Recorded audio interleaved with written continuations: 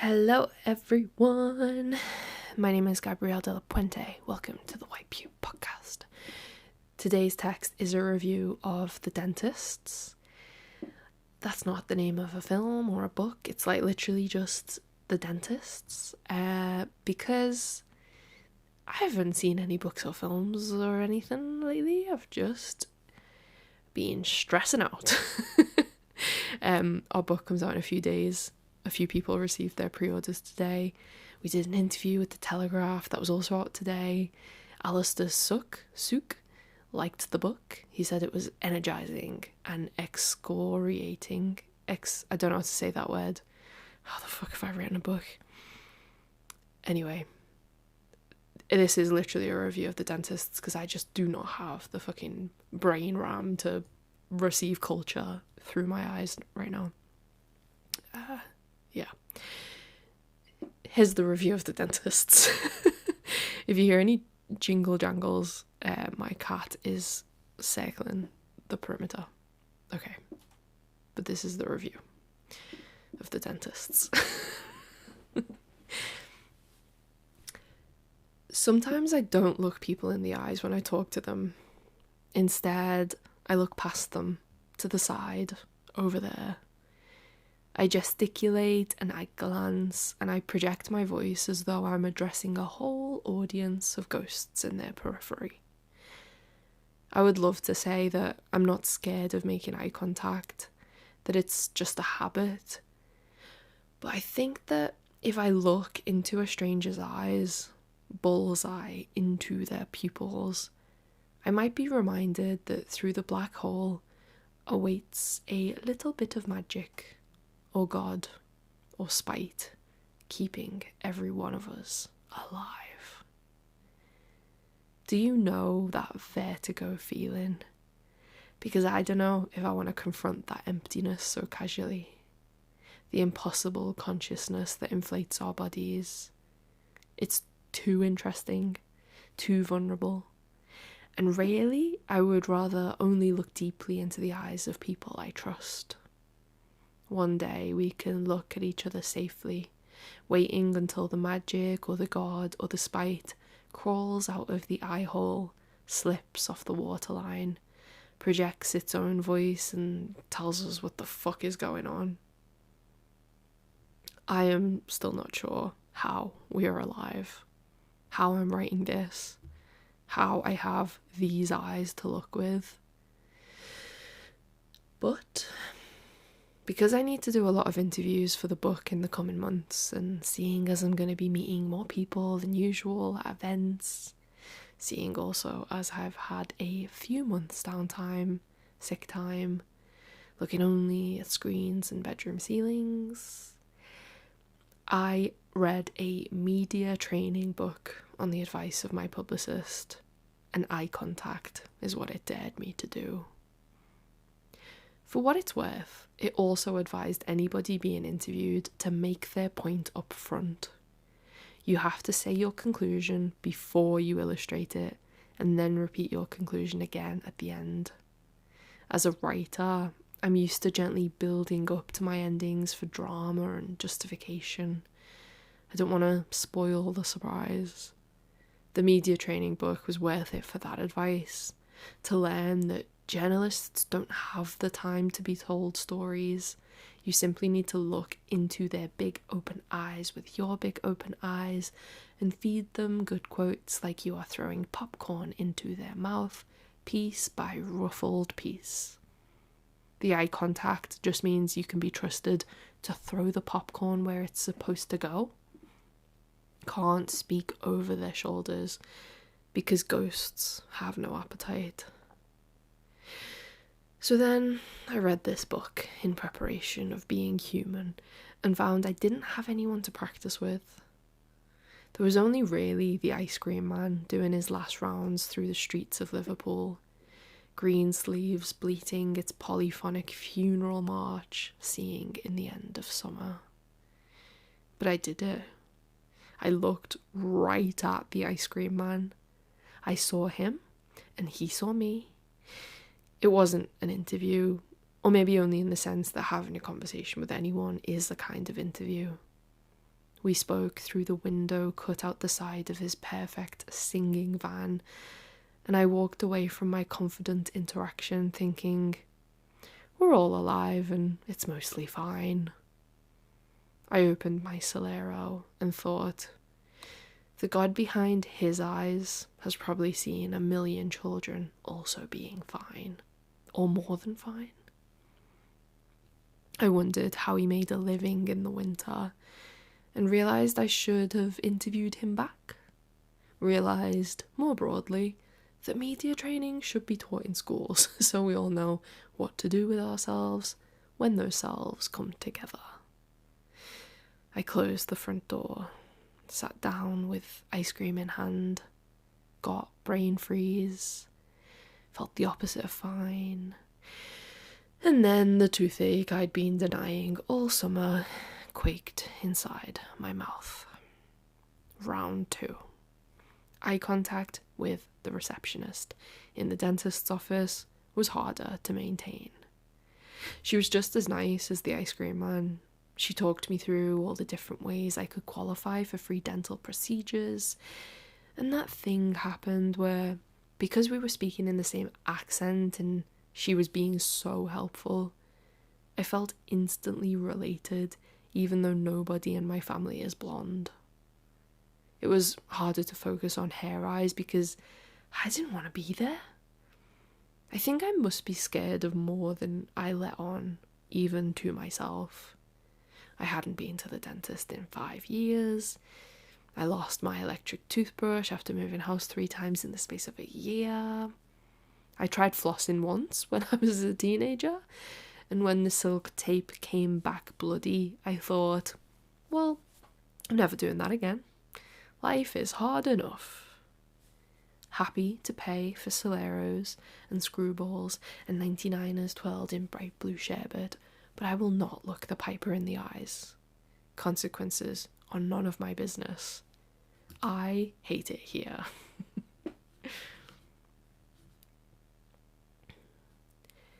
While I waited for my name to be called, I sat on a deep buttoned leather couch pushed into a bay window trapezium that wouldn't quite accommodate it. That was the other thing. I couldn't have a serious conversation with the dentist's receptionist in the room we were in. Both my doctor and my dentist are in barely renovated family homes on residential streets. Both look like the previous occupants only moved out a month ago. And it's like seeing the bad neckline on someone's mismatched foundation. Every room in the dentist's is just slightly too empty. The wallpaper is textured and abrasive, staircase narrow and steep, and there are framed photos everywhere to compensate for the building's new chill. In theory, I would think that having my dentist in a semi-detached house would put me at ease, like giving birth at home, familiar, accessible, whatever, but it's another ghost. Another haunting as the economy caves in on itself and buildings that should be for families are accumulated by businesses instead. The wait went on. Most of the frames on the walls were for huge, mouthy stock photos of women's lips, bright red lipstick, smiling under studio lighting, teeth so white they almost looked blue, just so big. So looming and singular, these mad smiles like propaganda or hypnosis, forensic decoration, a clown world. Eventually, another girl came in for an appointment. She was with her dad or her granddad. Between the 4 of us, we were acting out a waiting room scene, and she was the star of the show because she was crying. The receptionist had softly reprimanded her for missing an appointment earlier in the year and not paying the fine. She had to pay it today before she was seen. It didn't seem like the receptionist wanted to read her script, but she wasn't the one directing. The new girl on set explained that she nearly missed today's appointment as well because her cat had just been run over. But I'm here anyway, she said, livid. Everyone was quiet. She continued to openly cry.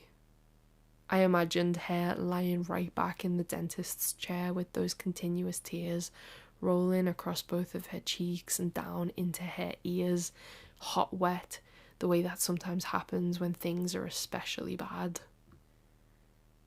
When one more patient arrived and the living room was full, the receptionist sent me upstairs to an identical fake waiting room, complete with a duplicate, large framed smile.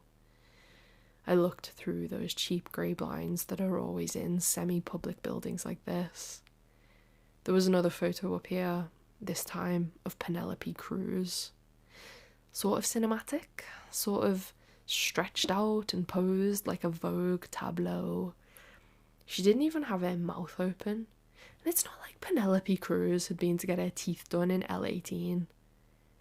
I once heard that celebrities swap their own teeth out for handcrafted ceramic substitutes that cost upwards of $6,000 per tooth. I heard they have to eat things very gently, lest a $6,000 tooth smashes.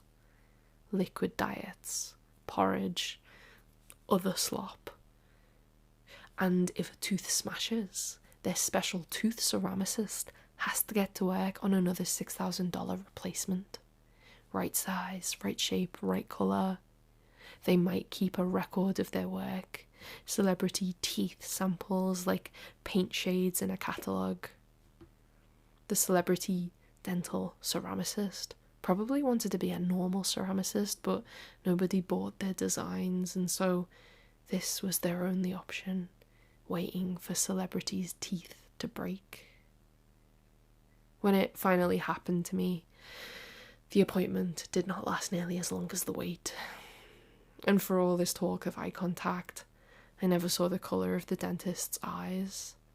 It was too fast a pit stop while he changed my body parts. He looked around the toothache vicinity, told me a previous filling had come away and that he could see a new hole. One hand in my mouth, he asked me what I did. Critic. He asked me what qualified me to be a critic while he punched a needle in my gums, and I told him I was very judgmental. That isn't even true. Not really. The media training book probably said something about not giving false answers for laughs, but I only read the first half, so I imagine there are plenty more consequences to come for me in life. I couldn't catch the dentist's gaze so that we could really get into this high-stakes interview. He shape-shifted into the faces of various silent assistants while we all did our dance inside the shape-shifting house off Allerton Road. I couldn't look at any of them, so I looked up at the ceiling instead, where behind the bright disc of the dentist's light hung a flat-screen TV mounted directly overhead. It was showing what I can only describe as live-action desktop wallpapers. A sunset, a desert, a tribe of elephants, a coiled jade green snake. I told the dentist I thought the screen on the ceiling was a good idea. Sour anaesthetic had dripped across the left half of my tongue, and I did not expect to speak so clearly. From somewhere behind me, he said the TV was there to calm people down. Screensaver trance. I tried. I looked into the eyes of the jade green snake while the man in charge made terrible chainsaw noises in my mouth. But I didn't feel calm. Not about the noises, or the vibrations, or the future, or the continued ordeal of my own mortality. I couldn't look at him or the snake, and I braced, and I just let myself close my fucking eyes. The end. Nice quick one. Nice little quick one. Can't remember if Serena's going to write a review for next Sunday, because this week's probably going to be crazy. Don't know if I will write one for next week because I've got to go to London and then I will be too tired. Okay. Godspeed, everyone. The book's out. I can stop telling you to pre-order it now. I'm so sorry for doing that for months. Goodbye. Bye, bye, bye, bye, bye.